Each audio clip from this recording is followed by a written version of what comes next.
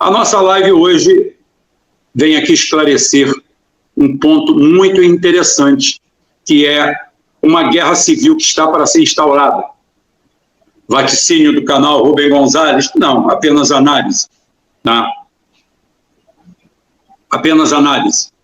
A análise minha é que nós estamos próximos de algo parecido com uma guerra civil.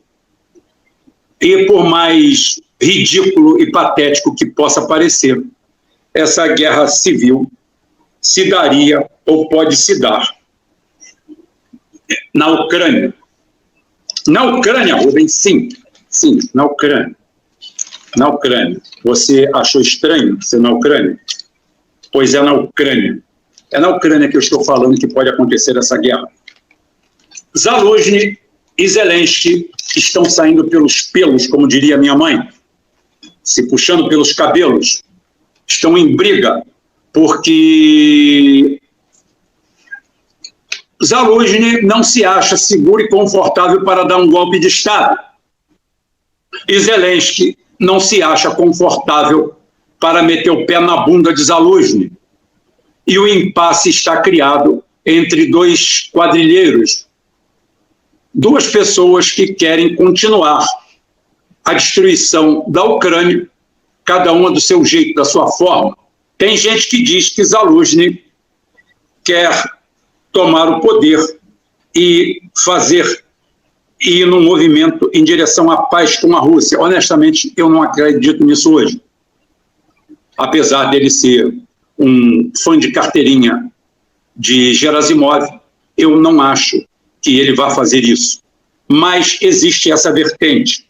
Então, hoje você tem uma situação ímpar dentro da Ucrânia. A Ucrânia, dentro de uma guerra, está próxima de uma guerra civil. Por quê? Porque suas forças armadas, ou cada vez menos armadas, estão próximas de um estado de ruptura.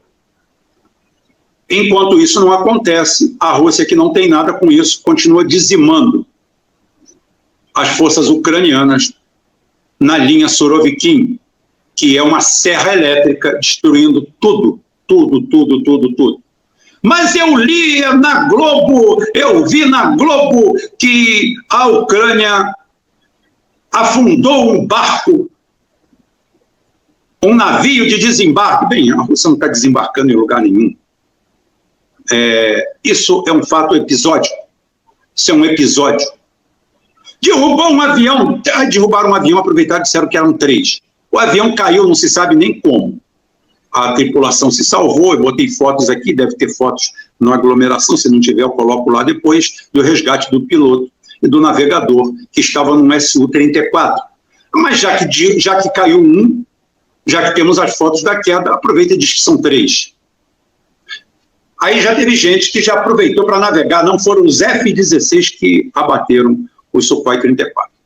Aqueles F-16 que vão para lá, se entrarem na rota de um Su-34, vão ser abatidos pelos Su-34. E hoje Putin ganhou mais um presente, uma esquadrilha novinha, né, de Su-57. Esses sim, os verdadeiros invisíveis. Ontem eu li a risível notícia que o F-35 teria batido um recorde de velocidade. Deve ser em direção ao solo, né? Se esborrachando. Ou então em direção ao mar, porque ele também tem a parte submarina dele, me lembra muito o Speed Racer e o Mach 5. Para quem é mais velho, para quem não viu o filme, por favor, quem viu o filme, rasgue, veja a série em desenho animado. Pelo amor de Deus. O Speed Racer e o Mach 5. Você apertava um monte de botão, ele fazia um monte de coisa. Parecia até o Batmóvel. A Ucrânia hoje, como eu falei, vive de fatos episódicos. A queda de um avião, a queda disso, enquanto isso, ali, Marinka foi para o saco, como outras vão ir. A intensidade da guerra tem a intensidade que a Rússia deseja. Hoje eu estou falando de guerra da Ucrânia, hoje eu estou falando de frente russa, hoje eu estou falando de linha Surovikin, hoje eu estou falando de lado a lado. Os países europeus, os líderes dos países europeus estão se esforçando para arrumar 20 bilhões de euros emprestados para colocar na Ucrânia. Quanto amor pela Ucrânia, mas não é não. Esses fundos são geridos por eles que mostram onde vão gastar. Tudo isso aí se redunda na maior e melhor atividade que a OTAN e o Pentágono têm, que se chama corrupção. Corrupção. A Rússia já deu provas que destrói tudo que se coloca lá e tem meios para destruir tudo. Hoje, o que existe de latente na guerra da Ucrânia está entre Zaluzhny e Zelensky.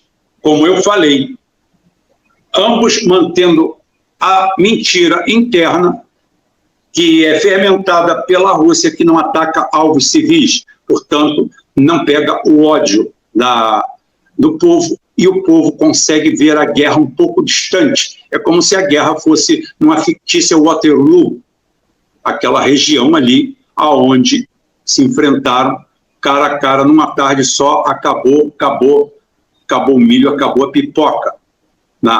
Mais ou menos isso é o enfrentamento ucraniano e russo, que já vai para 2 anos, mas por iniciativa da Rússia, que é quem está na casa do vizinho, porque a Rússia está perdendo a guerra para alguns canais, mas ela tem quase 35% hoje do território ucraniano, é a parte mais rica e tudo, e acabou com a força aérea deles, e manda no espaço aéreo.